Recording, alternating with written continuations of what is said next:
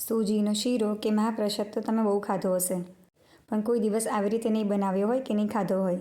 આજે આપણે બનાવવાના છીએ ક્રીમી કેરેમલાઇઝ મહાપ્રસાદ. તો ચાલો ત્યારે બનાવી લઈએ. તો જય શ્રી કૃષ્ણ, જય અંબે બધાને. કેમ છો બધા?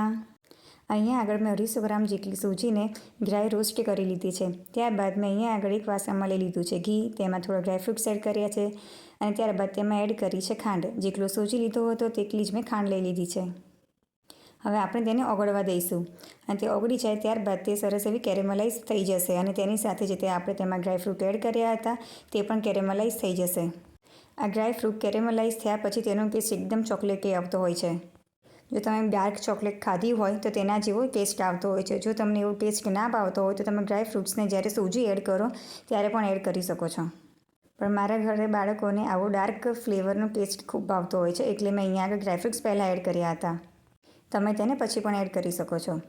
હવે ત્યારબાદ મેં અહીંયા આગળ સૂજી એડ કરી દીધી હતી. સૂજીને પણ સરસ એવી મિક્સ કરી દીધી છે અને ત્યારબાદ અહીંયા આગળ મેં થોડું થોડું કરીને એવું 2 ગ્લાસ જેટલું દૂધ પણ એડ કરી દીધેલું હતું.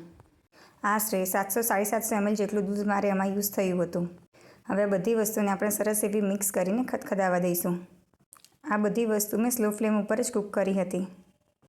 ત્યારબાદ અહીંયા આગળ મેં થોડો જાયફળ પાવડર અને ઇલાયચી પાવડર પણ એડ કરી દીધેલો હતો. તેને પણ સરસ એવો મિક્સ કરીશું.